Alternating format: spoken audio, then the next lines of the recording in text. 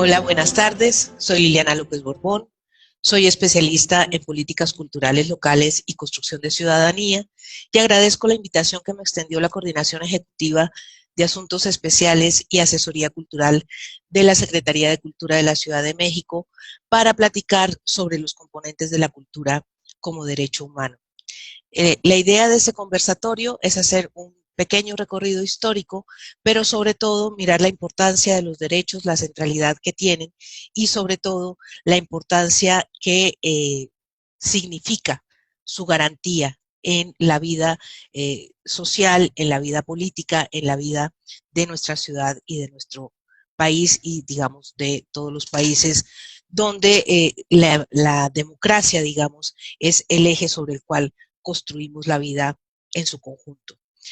Las dinámicas, digamos, relacionadas con los derechos culturales van a ser promulgadas y enunciadas en la Declaración de Derechos Humanos de Naciones Unidas de 1948, ¿no? Que son inaugurales en términos de lograr un espacio para la paz, lograr un lugar donde todas las naciones tuvieran referentes alrededor de los derechos y va a quedar enunciado, digamos, allí tanto la libertad de expresión como el derecho al patrimonio y, por supuesto, el derecho a la propiedad intelectual sobre las obras artísticas o científicas de los individuos. Posteriormente, en 1966, se va a hacer el Pacto de los Derechos Económicos, Sociales y Culturales de Naciones Unidas, donde se va a crear un marco que va a tener resonancia, digamos, en las distintas constituciones políticas de las naciones y que van a permitir un ordenamiento, digamos, de lo que se conoce como el derecho cultural, que es toda la estructura legal y donde nosotros contamos no solamente con una ley federal, sino la Ciudad de México tiene en su constitución una serie de derechos y enunciados alrededor de los derechos culturales y contamos también con la ley de derechos culturales de los habitantes y los visitantes de la ciudad. Es importante decir que el objetivo, digamos, de los derechos culturales es la dignidad humana, ¿no? Y que su promoción implica siempre que sean visibles, sean protegidos y sean respetados por la mayoría de las personas o por todas las personas que hacen parte de la comunidad política de un país. La dignidad es importante revisarla, digamos, como el valor central que estructura, digamos, la visión de los derechos. Vamos a hablar de los derechos en plural, brevemente lo mencionaré más tarde, pero aquí, digamos, la clave es que en la lógica de la dignidad,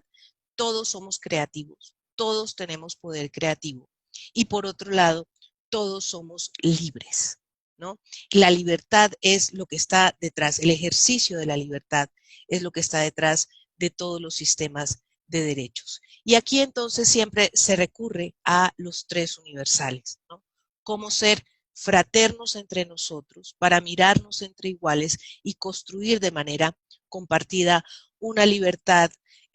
no solamente de elección, sino la libertad de ser quien quiero ser y de relacionarme con el mundo para conseguir una vida plena. La plenitud aquí va a ser entendida desde esta idea de que las personas con lo que tengan, con lo que hayan generado en su vida, con lo que hayan podido o heredar o obtener, etcétera, consigan lo mejor de sí mismas. No se trata de la mayor acumulación, no se trata de este progreso entendido solamente como un progreso económico, ¿no? La vida como una vida económica, sino una vida plena implica que la vida social, que la vida cultural, que la vida expresiva, que todas las posibilidades de la vida se desarrollen, no solamente desde una perspectiva humana, sino en la mayor amplitud de posibilidades que puede realizar un ciudadano. Voy a compartir pantalla. Una de las cosas centrales que tenemos, digamos, en esta perspectiva es que los seres humanos tenemos la posibilidad de llegar a acuerdos y de posibilitar diálogos que nos permitan vivir con quienes son diferentes. Esta reubicación, esta relocalización de la cultura, no solamente aquellos aspectos que tienen que ver con las artes y las ciencias, sino también con lo absolutamente humano, con lo completamente humano, hacen que la cultura como nunca antes tenga una centralidad particular para manejar los conflictos, para manejar las diferencias y para manejar las desigualdades. La desigualdad es fundamentalmente económica, la diferencia es fundamentalmente cultural. Y por otro lado, implica cómo pensar juntos la convivencia pacífica, cómo construir juntos escenarios para la paz. Y habría que mencionar entonces, perdón, que el conflicto es fundamentalmente humano, que el estado de paz es un estado ideal, ¿no? Quisiéramos llegar hacia la paz, diría Gandhi, pero no hay camino hacia la paz es el camino, es algo que se construye de manera permanente, es una responsabilidad ética de cada uno de los ciudadanos estar siempre en ese proceso de construcción de la paz, no evitando el conflicto, porque no se puede evitar, sino simplemente en las formas como lo asumimos. Y para ello, digamos, el diálogo intercultural tiene una serie de posibilidades que nos permiten pensar de otras maneras este mundo convulso, que ahora, digamos, con la pandemia se vuelve un poco más complejo. Y también cómo se estructuran las posibilidades para que el pasado, los pasados, las memorias, las tradiciones, los patrimonios tangibles e intangibles se actualicen en el presente y le den sentido al futuro. Aquí cabe mencionar que aunque la Agenda 2030 tenga una fecha que tal vez después de la pandemia haya que mover, la Agenda del Desarrollo Sostenible sigue siendo una agenda central para movilizar los esfuerzos que compartimos juntos de construir, digamos, un mundo donde sea posible pensar estos futuros y alimentarnos, digamos, de las posibilidades que tiene el pasado. De otra parte, digamos, la definición fuerte de la UNESCO, que sigue siendo vigente y que hay que tenerla en cuenta de manera normal, digamos, es la definición más importante con la que contamos en las dinámicas culturales y en el proceso de la construcción de escenarios para el ejercicio del desarrollo de los derechos culturales o el despliegue de los derechos culturales, tiene que ver entonces no solamente con, como les decía, con las artes y las letras, sino también los rasgos distintivos, espirituales, materiales, intelectuales y afectivos de una sociedad o de un grupo social, y tiene, por supuesto, incluido todos los modos de vida, los derechos fundamentales al ser humano, los sistemas de valores, las tradiciones y las creencias, es decir, todo aquello que es constitutivo a lo humano, todo lo que nos conforma y nos configura como seres que deberíamos además ejercer nuestras responsabilidades en la vida y que entonces la cultura es lo que nos hace específicamente humanos, racionales, críticos y esta idea del compromiso ético de manera permanente. Aquí hay que hacer una distinción, ¿no? La moral siempre es local, la moral tiene que ver con lo que está bien o lo que está mal, lo que es adecuado o no adecuado para una época, para un momento, para un grupo humano, pero la ética está basada y regida por los derechos humanos. Cada que se hace una deliberación ética sobre el presente, se tienen que traer, bueno, y sobre el pasado y sobre el futuro, es decir, sobre el tiempo y sobre el espacio, se tiene que hacer desde los grandes derechos, el derecho a la vida, ¿no? El derecho a la expresión, etcétera, y ese compromiso ético hace que cada ciudadano tenga que reflexionar su acción, ¿no? Su acción en la vida conjunta a partir de estos derechos. Y es importante que las opciones que construye cada individuo y las elecciones que hace afectan no solamente a su entorno familiar, sino también a la dinámica social en su conjunto. Aquí una de las cosas que es importante notar es que entonces la cultura es un concepto muy amplio, completamente humano, que no tiene exterioridad posible. Voy a poner un ejemplo simple. Nosotros interpretamos la naturaleza, por lo tanto no hay diferenciación entre cultura y naturaleza.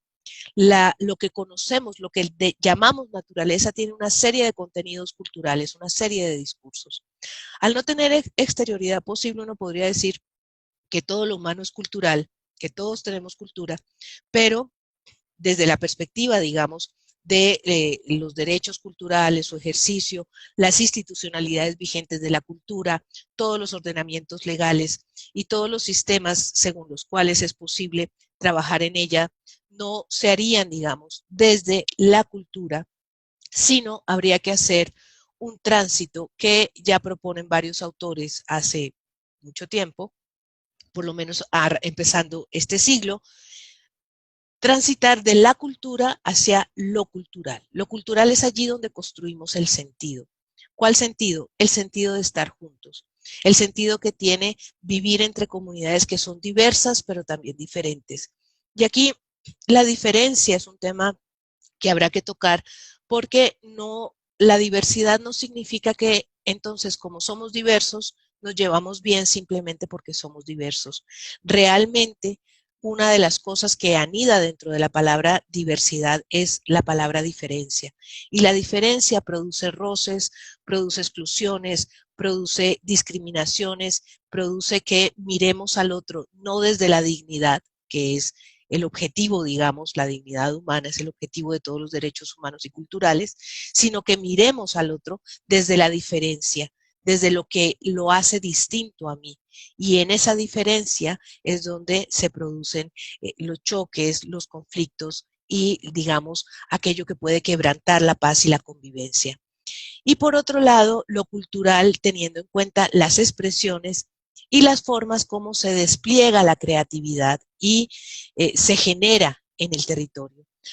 Es importante mencionar que no solamente cuando mencionamos territorio no nos estamos refiriendo al lugar donde se realiza la identidad en lo físico, sino también hay territorio digital. Y que en los dos lugares se construye la ciudadanía, se ejercen los derechos y se moviliza la posibilidad de generar, digamos, este centro fuerte, no solamente de lo humano como dignidad, sino también de lo humano como convivencia y producción de paz. Habrá que tener en cuenta que tenemos un problema, digamos, asociados a los conceptos de cultura, a la forma como las personas ven la cultura. Hemos mencionado ya la definición de UNESCO, hemos dicho que no solamente ocurre en lo estético o en lo científico, en las artes, etcétera, pero eso lo podríamos saber personas que trabajamos directamente en el tema cultural, personas que nos dedicamos a este tipo de procesos, pero no significa que así lo entiendan la mayoría de los ciudadanos. Para la mayoría de los ciudadanos, la cultura es el espacio donde se realiza la educación y está, digamos, imbricado a tres instituciones centrales que serán la escuela o la universidad, ¿no? El lugar donde aprendemos, donde conseguimos conocimiento, acumulamos conocimiento y creamos nuestro capital cultural. El museo, que es el lugar donde se construye la nación, los museos nacionales, aquello que nos da referentes, pero también donde se decide y se define una cierta estética, una cierta forma de ver el mundo y todo lo que se conoce como la realización de la libertad creativa, que es la que llevan a cabo los artistas y las personas que se dedican permanentemente a ello. Ahora que menciono este tema, habrá que decir también que no son los artistas el objeto de las políticas culturales ni de los derechos culturales. Para hacer un matiz sobre esto, podríamos citar la institucionalidad de la salud, ¿no? En la salud, todos los ciudadanos tenemos derecho a la salud, ¿no? A una cobertura universal, etcétera, no los médicos. Lo mismo en este caso, no es que los artistas no sean importantes, como en el caso de la salud, no es que los médicos no sean importantes, son muy importantes, pero los derechos culturales van al grueso, a todos los ciudadanos y no solamente a algunos. Y la otra institución que también está asociada, digamos, a un objeto que es fundamental en el desarrollo de la humanidad, pues es la biblioteca y, por supuesto, el libro como el objeto más importante que ha construido la humanidad, donde conserva su memoria y donde produce creatividad, no solamente pasados, sino presentes y futuros posibles. En esta visión, ¿no? Cuando la gente dice lo que necesita México es cultura, está pensando que todos deberíamos estar altamente escolarizados, que esa escuela nos da estatus social y por lo tanto también nos da movilidad social. Es una idea del progreso asociada fundamentalmente a la acumulación económica, la vida económica, no la vida plena, y sobre todo en esta idea de que da movilidad social. Lo que se ha descubierto y lo que ha empezado a pasar desde que se firma el Consenso de Washington en 1980 y se decide trabajar, digamos, sobre esta visión neoclásica de la economía y privatizar buenas partes del Estado, etcétera, es que la movilidad social con los años ha ido disminuyendo hasta llegar a la gran crisis del capitalismo que va a ser en 2007 y que va a tener su punto culmen, digamos, con el estallido chileno el año pasado, en noviembre. Es importante porque entonces estamos en un momento de crisis del modelo económico, no solamente porque estamos en una pandemia, sino también porque desde antes, desde 2007, empezó lo que Joan de Subirats, un economista catalán, dirá que es un cambio de época, ¿no? Y significa simplemente que antes íbamos en un coche, empezó a caer una tormenta, pero cuando para la tormenta en una crisis, tú puedes prender el coche y seguir. Pero Subirats lo que dirá es, estamos en una tormenta, esto con la crisis de los bancos y de las hipotecas de 2007, donde millones de personas, sobre todo en Estados Unidos y en Europa, perdieron sus viviendas y perdieron una cantidad de posibilidades, no solamente en lo económico, sino en los derechos sociales. Y él dice, cae el aguacero, pero en la tormenta tú pierdes el coche, ¿no? Entonces, esa pérdida del coche hace que la movilidad social no solamente se haya detenido, perdón, sino que en este momento empieza a disminuir, a ir hacia abajo, sobre todo con la recesión, producto ahora sí de la pandemia, que va a tener y tiene ya consecuencias graves en la sociedad. Y por otro lado tenemos esta serie de procesos, digamos, que realizamos los gestores culturales, los promotores culturales, bien sea desde las entidades públicas, en las entidades privadas o en lo social, en los colectivos, etcétera, donde ha habido una reducción del ejercicio de los derechos a los eventos, a ciertos momentos, yo le llamo eventitis, ¿no? A esta enfermedad de siempre estar programando solamente eventos o talleres, y donde no se entiende o donde no se ve claramente lo que eso le puede aportar a la sociedad. Por lo tanto, la mayoría de los ciudadanos, cuando les decimos lo que hacemos, piensan que trabajamos para el ocio, para el tiempo libre, y que aquello que hacemos no es fundamental para el desarrollo humano, que no es importante para el bienestar y que por lo tanto no tiene un impacto colectivo importante, sobre todo porque nos centramos en esta idea de que estamos formando públicos y no construyendo ciudadanos o construyendo espacios para el ejercicio de la ciudadanía. Y en ese sentido, entonces, hay que mirar y aproximarnos de manera fuerte a esta idea de la cultura como derecho. La Declaración Universal de los Derechos Humanos va a tener siempre en cuenta que los derechos culturales son parte integrante de los derechos humanos. De hecho, hay quienes dicen que no son diferentes y yo acuerdo con esa visión. Solamente que el derecho humano puede ser ejercido y demandado individualmente, ¿no? A mí, yo soy persona moral, soy persona natural y en tanto tal tengo una serie de derechos que puedo reclamar ante la ley. Los derechos culturales solo pueden ser ejercidos colectivamente. Tienen que ser en relación con los otros. Ahora miraremos cuáles son los derechos. Y esto hace que también, igual, sean universales, indivisibles e interdependientes. Por lo tanto, su promoción, su respeto, pero también su visibilidad, son esenciales para mantener la dignidad y para la interacción social positiva, tanto de los individuos como de las comunidades en un mundo plural. La pluralidad, que también es otro de los temas centrales, digamos, de la diversidad o de la diferencia, plantea una serie de retos que hacen que la construcción de tiempo y espacios públicos para aprender a estar con otros diferentes a mí sea uno de los temas fundamentales del proceso, digamos, del ejercicio de los derechos culturales en entornos donde las diferencias sociales o la exclusión social, la discriminación identitaria y, por supuesto, la desigualdad económica priman las relaciones, ¿no? Las personas se ven entre ellas en la relación de clase que tienen, en el espacio social en el que se mueven, también, por supuesto, a partir del estatus que han adquirido, bien sea en la universidad, bien sea a partir de sus consumos culturales, etcétera. Y habrá que trabajar, digamos, para lograr que estos escenarios para la paz, esta necesidad, digamos, de pensar en una cultura de paz, no sea posible a partir de los derechos culturales. El pacto, que lo mencioné al comienzo, el pacto de 1966, va a tener en cuenta tres temas al menos que son importantes para el trabajo que estamos mencionando. Toda persona debe tener la posibilidad de expresarse, crear y difundir sus obras en la lengua que desee y en particular en su lengua materna. Aquí entonces es muy importante pensar que todo lo que tiene que ver con el pensamiento creativo y el pensamiento eh, crítico, así como las habilidades expresivas y las capacidades que tengan las personas para tener una vida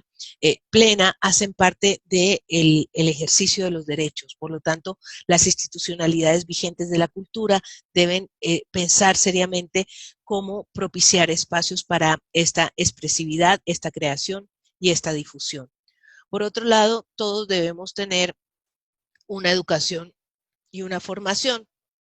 donde podamos desarrollar nuestra identidad, pero también donde nuestra identidad es respetada. Cuando la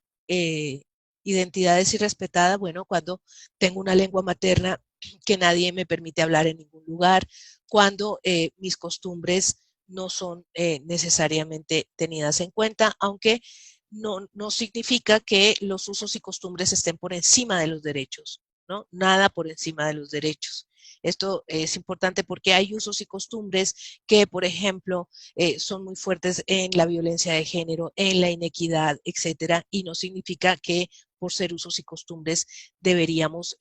estar de acuerdo con ellos, sino al contrario, habría que revisarlos con los sujetos que mantienen esas tradiciones para poder ampliar la base de derechos sobre la cual se construye la convivencia de la sociedad.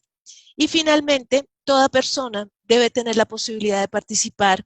en la vida cultural que elija y conformarse a las prácticas de su propia cultura dentro del respeto a los derechos y las libertades. Participar en la vida cultural es participar en mi propia vida, ahora lo miraré con mayor detenimiento, pero sí es importante tener en cuenta que la forma, digamos, como las personas pueden ejercer sus derechos, no solamente dependen de las condiciones que ya están previamente construidas en su comunidad, sino también en la responsabilidad que las institucionalidades vigentes, públicas, privadas y sociales, toman frente al ejercicio de derechos. Significa que permanentemente eh, cuando vamos a ejercer, a construir, digamos, un escenario de derechos, disculpen que estaba mirando lo siguiente que voy a compartir, es importante, es central que se formule desde los derechos. ¿Qué derechos se están realizando con esta acción cultural, con este proyecto cultural, con este lugar desde donde estoy mirando? Y normalmente lo que pasa es que hacemos una reducción de los derechos y los dejamos simplemente como que el acceso es acceder a una programación que hace un funcionario público en cultura o que el derecho al patrimonio es que puedan visitar un museo. Y ese sería el mínimo posible en la estructura de derechos. Siempre es necesario construir y generar mucho más que eso que estoy mencionando. La Carta de Derechos de Friburgo, que será publicada en mayo del 2007, es, digamos, el ordenamiento de derechos más claro, el que los países, las ciudades, los estados utilizan con mayor frecuencia para hacer la planeación cultural y para generar proyectos, y es, digamos, la guía que nos dice desde dónde mirar. Ustedes, voy a compartir pantalla para que miren la carta, ustedes simplemente digitan Derechos Culturales, Declaración de Friburgo, son 12 páginas, baja directamente, es un documento público, gratuito, accesible, es importante que lo tengan, es importante leerlo y aquí se van a enunciar, digamos, los derechos, ¿no? La identidad y el patrimonio cultural, las referencias a comunidades culturales, acceso y participación en la vida cultural, la educación y la formación, la información y la comunicación y finalmente la cooperación cultural. Estos 6 derechos, digamos, son aquellos desde donde deberíamos siempre construir no solamente nuestro campo semántico, sino nuestro espacio de convivencia. Porque ha empezado a pasar con mucha frecuencia que tenemos retóricas muy muy grandes, retóricas muy ampulosas, digamos, alrededor de todo lo que puede generar las posibilidades de la gestión cultural, de la promoción, de la animación sociocultural, todo aquello que permite el arte, la estética, las distintas formas como trabajamos, digamos, en lo cultural, pero cuando se realiza, la forma de realización es mínima. Es una forma de realización que no ofrece muchas posibilidades a quienes están haciendo parte de ese proceso. Voy a compartir pantalla para que miremos brevemente los derechos culturales y aquello que tiene relación, digamos, con la forma como podríamos o como deberíamos, digamos, abordarlos. Y aquí en esta imagen, ¿no? Ocupa tu imaginación o alguien más lo hará. Una de las cosas importantes es que en la construcción, digamos, de los procesos que tienen que ver con la ciudadanía, el ejercicio de los derechos culturales, pasa fundamentalmente por consolidar, generar y construir espacios para la imaginación compartida, donde sea posible pensar de nuevas maneras las memorias, los patrimonios, el pasado, estar juntos en el presente, construyendo permanentemente dinámicas alrededor de la paz y, por supuesto, construir juntos ecologías de saberes, inteligencias distribuidas para la imaginación, para pensar el cuerpo, para pensar mi cuerpo en relación con otros. En este sentido, y antes de ingresar, digamos, a derechos culturales de manera plena, voy a mencionar aquello que dice Lourdes Arizpe alrededor de las dinámicas culturales, de lo cultural. Ella dirá, lo cultural es allí donde está la hoguera, allí donde ahí está el fuego encendido, allí donde está la posibilidad de latir juntos, pensar juntos y construir una imaginación compartida que nos permita proyectos de sociedad con mayor bienestar y con mayor plenitud. El primer derecho cultural, el derecho a la identidad y el patrimonio culturales, está centrado fundamentalmente en la idea que cada persona y las colectividades tengan derecho a conocer sus pasados, a conocer la memoria, a compartirla y no solamente, digamos, el patrimonio tangible o el patrimonio intangible como están considerados, sino en este caso, a partir del derecho a la ciudad también como un patrimonio que se hereda y que es vivido por nuestras infancias y nuestras juventudes y en ese sentido una responsabilidad muy fuerte y un compromiso, digamos, con el desarrollo sostenible en el entendido que el mundo es de ellos y nosotros simplemente lo estamos cuidando para entregárselos. Entonces, el patrimonio como una posibilidad de pensarse y reconocerse, la referencia a comunidades culturales, que digamos es la parte más interesante para mi gusto de la forma como están formulados los derechos de Friburgo, porque dice que toda persona tiene el derecho o no. Y la parte del o no es central porque tengo derecho o no a identificarme con la comunidad en la que nací o con un grupo que pertenece, no sé, a la universidad o con mis pares, o tengo derecho a identificarme con distintas comunidades culturales, tantas como yo decida. Así que coloqué una fotografía, un par de fotografías extremas. Puede que este punk sin Dios tenga unos papás que bailen danzón, pero los dos tienen derecho, ¿no? Siempre respetando el límite. Aquí, en todo el sistema de derechos, siempre funciona la máxima kantiana, ¿no? Mi libertad llega hasta donde empieza la del otro. Y ese es el límite para construir libertad junta, siempre respetando los derechos de los otros. El siguiente derecho es el que más complejidad incluye porque el acceso y la participación en la vida cultural, como les decía hace un ratito, no es acceder a la programación que hacen las instituciones, sean del orden que sean. No es participar como público aplaudiendo en una obra de teatro o simplemente en una exhibición o en un concierto. Implica que yo puedo acceder a mi propia cultura, que yo puedo participar de la vida cultural de mi comunidad y puedo enriquecerla. También puedo ser creador dentro de esa comunidad. Y implica además el reto, digamos, de los procesos de construcción de ciudadanía desde los derechos culturales, de que los ciudadanos tienen derecho a ampliar sus umbrales de reconocimiento simbólico y que entonces una de las responsabilidades que tenemos es ofrecer una diversidad incluyente, no solamente en eso que llaman programación, sino en todos los procesos según los cuales se va generando el despliegue del ejercicio de los derechos culturales, que tendrán, digamos, que generar también otras gramáticas, no solamente la gramática del evento y del taller, sino procesos que permitan una realización más plena de los derechos culturales. El derecho a la educación y a la formación, una educación de calidad, no solamente una educación artística, sino también en todos los procesos científicos, etcétera, una educación que me permita hablar mi propia lengua, participar de mis propias tradiciones y una formación para la creatividad, la expresividad, centrada siempre en la dignidad humana, ¿no? Esta gran dignidad que ya mencionamos al comienzo.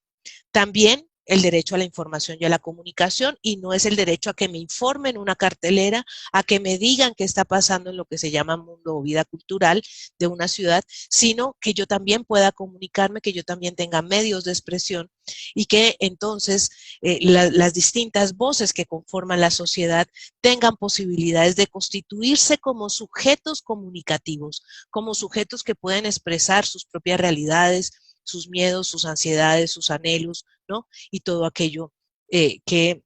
hace parte de la vida colectiva. Aquí es importante hacer notar que con la vida digital, con el territorio digital, estas posibilidades se han ampliado y se han multiplicado.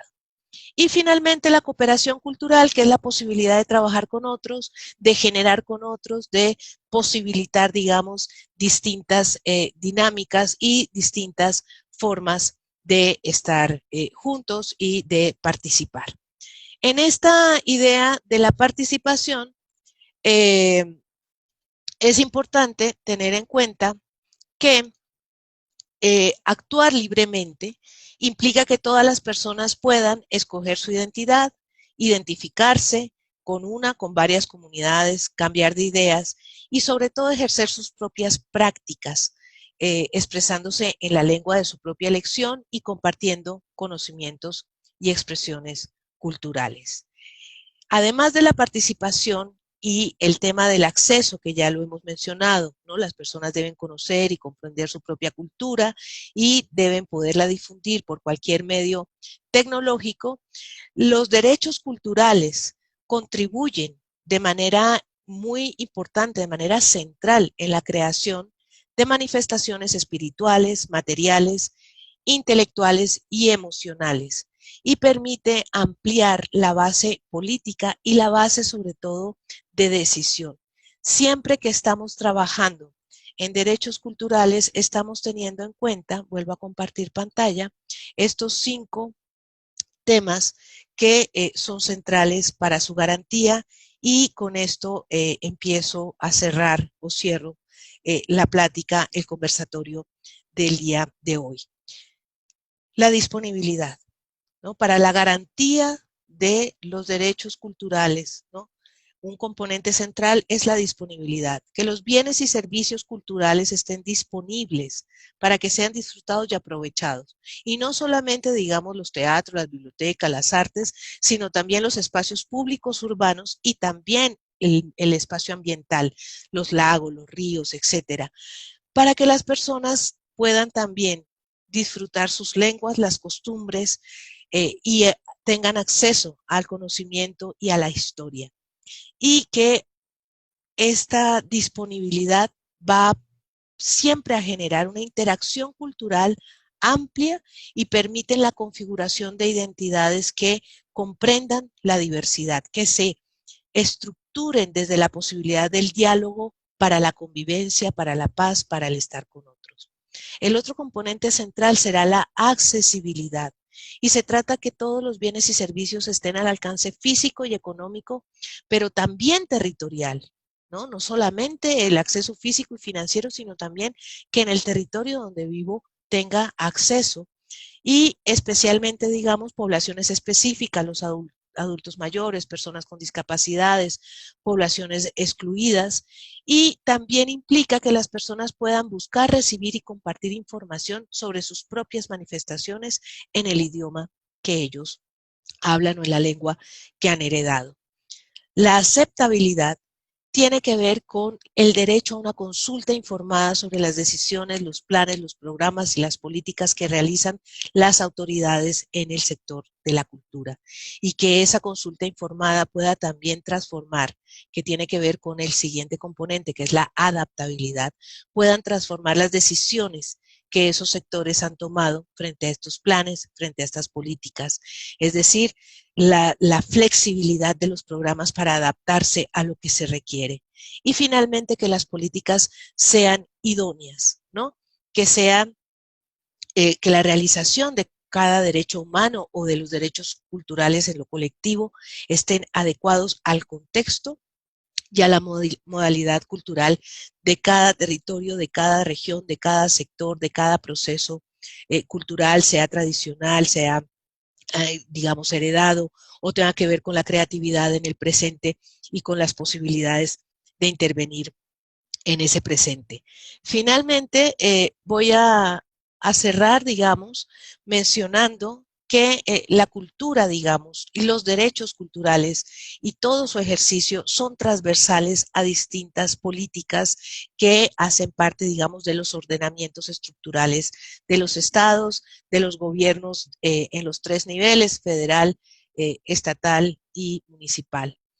Tendrán que ver con la política de desarrollo en relación con el crecimiento económico y la justicia, con la política educativa en la relación con la formación para la creatividad, en la política científica y tecnológica, donde además de que las personas tengan acceso a ese conocimiento, se pueda proteger la identidad cultural de los pueblos que tienen saberes científicos que habrá que recuperar y trabajar juntos, en la política del progreso social y de bienestar para reducir las desigualdades, que digamos es uno de los temas más complejos que estamos afrontando. Por supuesto, está relacionada con la política ambiental, porque el ejercicio de estos derechos exige un marco de vida propicio para la plena expansión de los individuos y de las comunidades. Por supuesto, en las políticas de comunicación, porque los derechos culturales implican un libre intercambio de informaciones, de ideas y de conocimientos por todos los medios disponibles, validando la mayor cantidad de interlocutores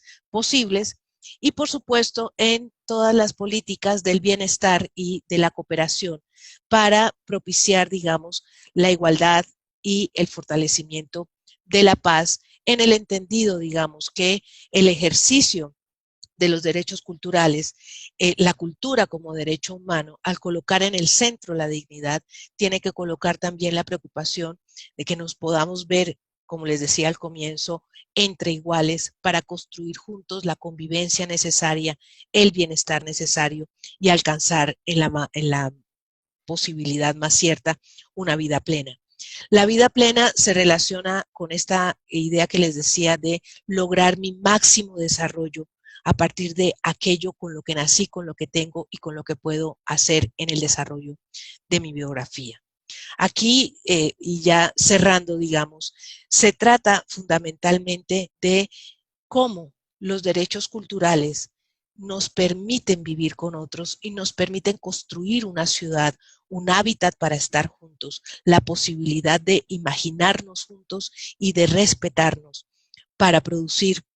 no solamente esta idea de la paz, sino también para producir un futuro que le permita a nuestras infancias y a nuestras juventudes desarrollarse plenamente en medio de procesos tan complejos como los que estamos viviendo hoy en día. Les agradezco mucho su atención. Próximamente hablaremos de inclusión. Gracias a todos. Buenas tardes.